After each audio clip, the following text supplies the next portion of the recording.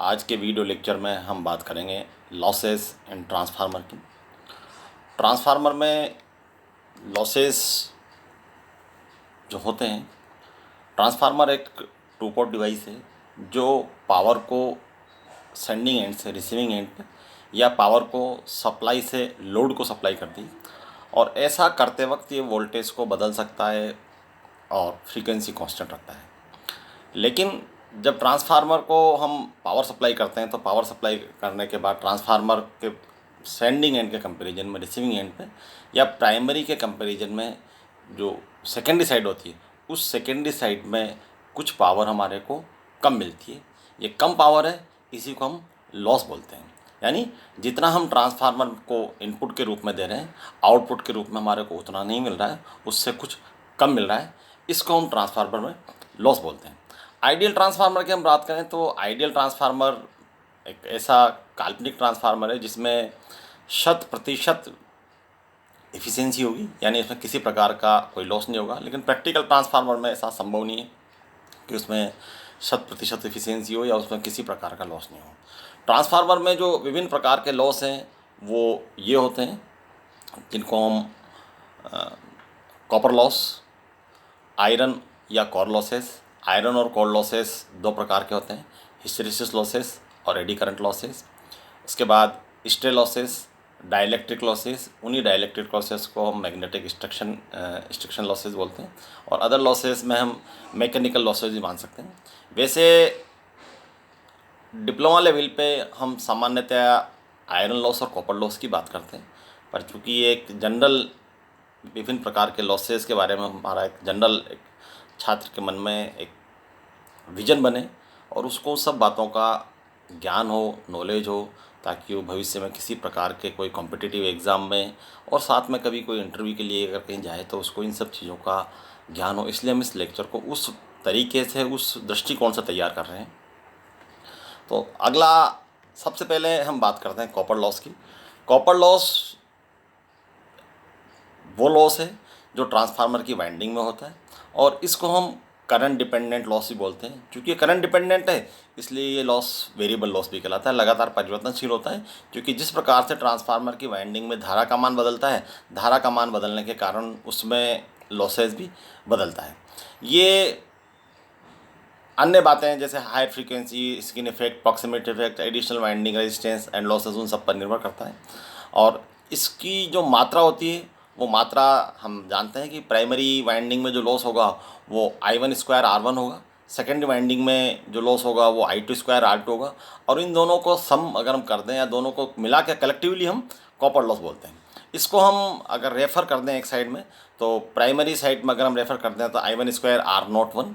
Similarly अगर secondary side में refer कर दें तो हमारे को हो जाता है R2² R02। यानी हमारे पास प्राइमरी साइड का करंट अगर ज्ञात है तो हम इसको I1² R01 से लिखते हैं, और अगर सेकेंडरी साइड का करंट याद है तो I2² R02 से लिखते हैं। उसके बाद ट्रांसफार्मर में जो अगला लॉस होता है वो कॉपर लॉस होता है।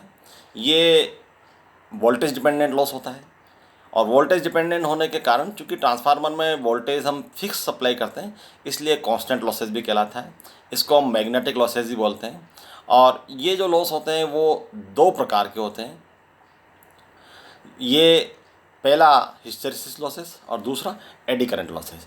हिस्टैरिसीस लॉसेस की अगर मैं बात करूं तो ये जब हम ट्रांसफार्मर में एसी सिग्नल अप्लाई करते हैं तो वो एसी सिग्नल साइनोसॉइडल होता है, और वो लगातार अपनी दिशा को, फ्लक्स जो होता है वो फ्लक्स अपने को लगातार अपनी दिशा को परिवर्तित करता रहता है। उस दिशा के परिवर्तित करने के कारण वो जब रिवर्स हो जाता है तब भी उससे जो करंट होता है वो, या फील्ड इंटेंसिटी होती है वो उसकी रिवर्स नहीं हो पाती, और उसको रिवर्स करने के लिए हमारे को निश्चित न्यूनतम करंट कंज्यूम करना पड़ता है, या उसमें एक नेचुरली करंट कंज्यूम होता है। इस प्रकार से ये एक प्रकार से हम इसको हिंदी में बोलते हैं शैथिल्य लॉस। यानी जो वेव फॉर्म है उस वेव फॉर्म को फॉलो करने में जो डिले होता है उस डिले को ही हम हिस्टैरिसीस लॉसेस कहते हैं। हिस्टैरिसीस लॉसेस ट्रांसफार्मर के कोर में होता है, और इसकी जो क्वांटिटी है उस क्वांटिटी को हम फॉर्मुलाइज करते हैं। WH is equal to eta B⁴ 1.6 maximum, ये बी मैक्स है यानी मैक्सिमम फ्लक्स डेंसिटी, और फ्रीक्वेंसी इंटू वी, यहाँ वी वॉल्यूम है, ये वाट में होगा। अगला जो है वो एडी करंट लॉसेज है। एडी करंट लॉस, जैसा कि हम जानते हैं कि फेरोमैग्नेटिक मटेरियल जो होते हैं वो एक कंडक्टर की तरह भी काम करते हैं, क्योंकि मेटलिक होते हैं और मेटलिक होने के कारण वो कंडक्टर भी होते हैं। क्योंकि कोर फेरोमैग्नेटिक मटेरियल का बना होता है, सिलिकॉन स्टील का बना होता है, तो जैसे ही उसमें शॉर्ट सर्किट करंट फ्लो होता है वाइंडिंग में, उससे कोर के अंदर एक ईएमएफ इंड्यूस हो जाता है, जिसको हम ईडीएमएफ बोलते हैं। और इस ईडीएमएफ के कारण जो करंट फ्लो होता है उसको हम ईडी करंट बोलते हैं। ईडी करंट ट्रांसफार्मर के कोर में सर्कुलेट होते हैं, और ये भी एक प्रकार से अनडिजायरेबल है। एडी करंट लॉस के लिए जो फॉर्मूला है वो formula WE is equal to B P, ये कांस्टेंट है, B² मैक्सिमम फ्लक्स डेंसिटी है, B max square, F² T²। यहाँ एडी करंट लॉस फ्रीक्वेंसी के स्क्वायर पर निर्भर करता है, और साथ में T thickness of the core के ऊपर निर्भर करता है। कोर की थिकनेस जितनी ज़्यादा होगी, जैसा मैंने कहा कि एडी करंट लॉसेज होता है, उस एडी करंट लॉसेज की जो डायरेक्शन होती है वो डायरेक्शन कंडक्टर के अक्रॉस होती है, यानी ये perpendicular to the direction of flux होता है।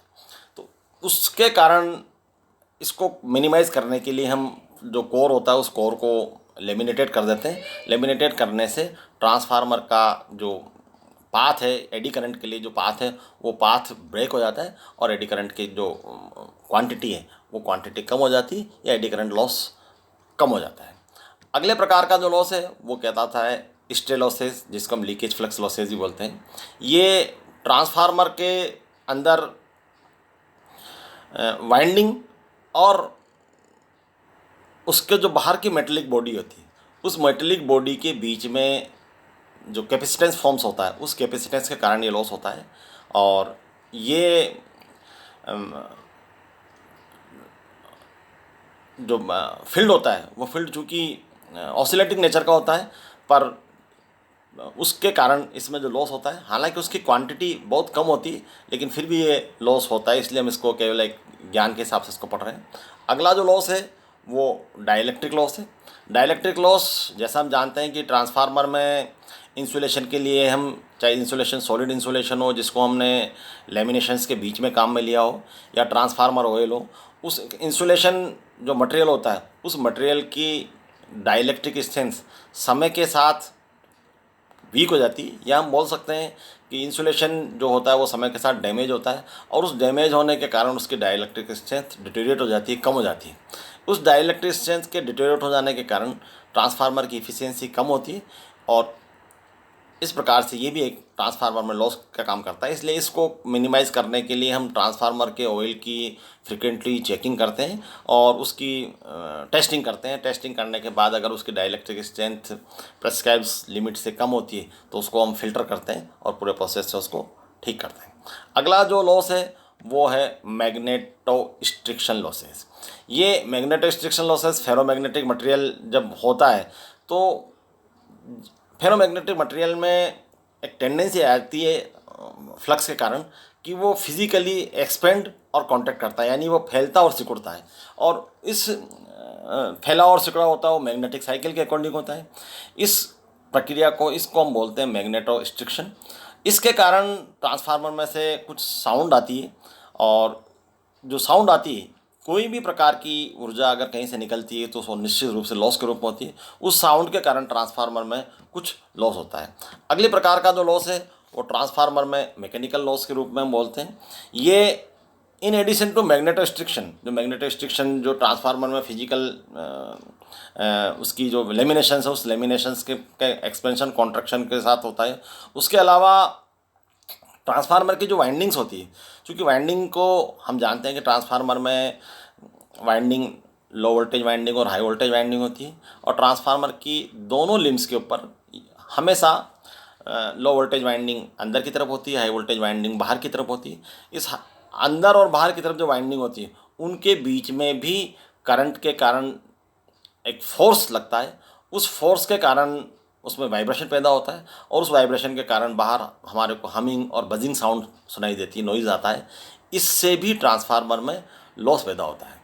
ये जो लेक्चर है ये निश्चित रूप से मुझे लगता है कि छात्रों के लिए उपयोगी होगा, क्योंकि इसमें हमने ट्रांसफार्मर की बेसिक लॉसेस के बारे में डिस्कशन किया और डिस्कशन करने के बाद हम इस निष्कर्ष पर पहुँचे हैं कि ट्रांसफार्मर में सामान्यतः हम डिप्लोमा सेकेंड ईयर में जो पढ़ाते हैं इसमें कॉपर लॉस और आयरन लॉस की बात करते हैं, लेकिन अन्य प्रकार के लॉसेस का भी बच्चे को ज्ञान होना चाहिए। यही सोच के हमने इस व्याख्यान को तैयार किया है।